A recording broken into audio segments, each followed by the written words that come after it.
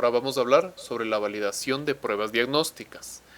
En cuanto a la validación de pruebas diagnósticas, es muy importante conocer esta, que es la tabla de 2×2. La tabla tiene más de 2 columnas y 2 filas porque necesitamos incluir el título de cada columna y de cada fila y además del número de pacientes o de eventos que van en cada una. Ya vamos a ver cómo la construimos.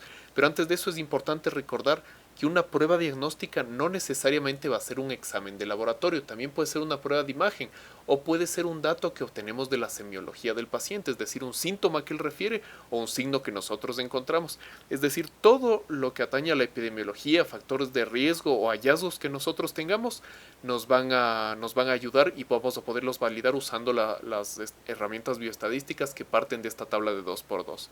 A la final, lo que queremos nosotros conocer es qué tan probable es una condición X dado el hallazgo Y. Es decir, una vez que encontramos o dejamos de encontrar un hallazgo Y, qué tanto más probable o menos probable se hace la condición X o la enfermedad X. Vamos a aclarar esto un poco acá en la tabla. Para construir la tabla de 2×2, primero tenemos que enumerar o denominar a las principales filas y columnas. En la columna de la izquierda, en esta columna, vamos siempre a encasillar a la variable independiente, ¿sí? En este caso podrían ser un test positivo y un test negativo. Nuevamente comprendiendo por test, sea un test de laboratorio de imagen, un síntoma, un signo, cualquier otra cosa.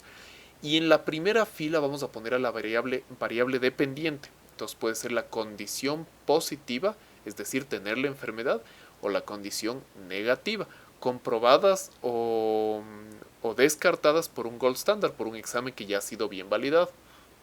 Ahora, en cuanto a las diferentes celdas que tenemos, vamos a tener aquí a los pacientes que tienen la condición positiva y aquí a los pacientes que tienen la condición negativa.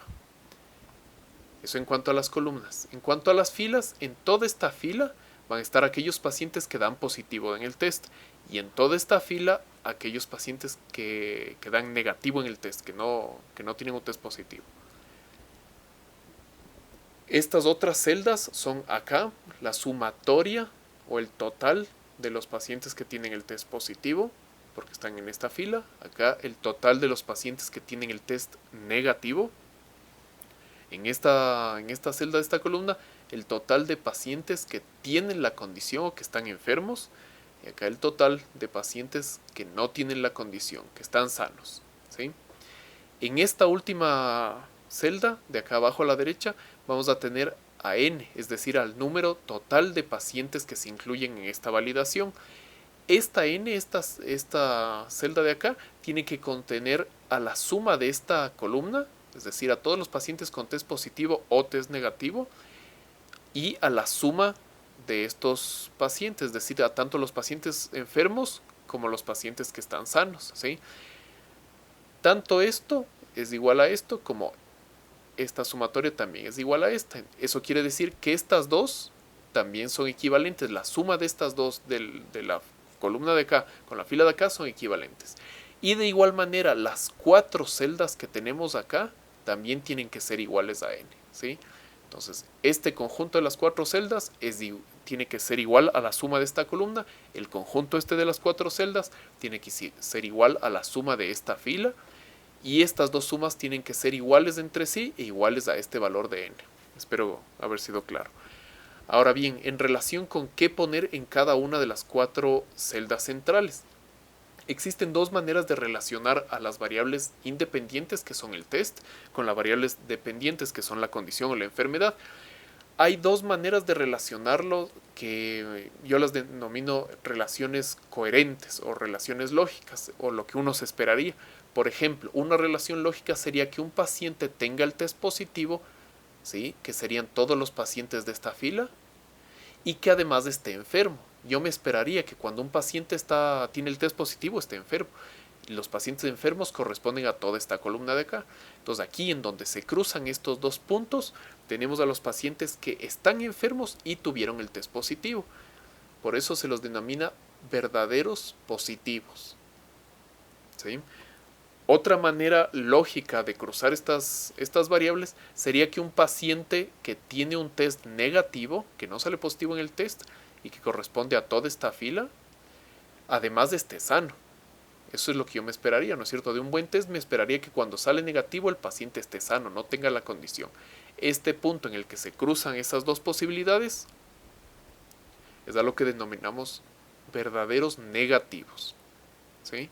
Ahora bien, tenemos otras maneras de cruzar las variables que no son lo esperado, no son lo lógico o lo coherente. Por ejemplo, que un paciente tenga un test positivo, que nuevamente decíamos corresponde a toda esta fila, pero que esté sano. Es decir, que a pesar de tener el test positivo, no tenga la enfermedad. Entonces aquí donde se cruzan estas dos variables de esta manera, tendremos pues a los pacientes que son falsos positivos. Positivos porque tuvieron el test positivo, pero falsos porque no están enfermos, ¿sí? Por último, en la última celda tenemos a los pacientes que tienen un test negativo, es decir, que no presentaron positividad en el test que estamos aplicando, pero que están enfermos, que corresponde a toda esta columna.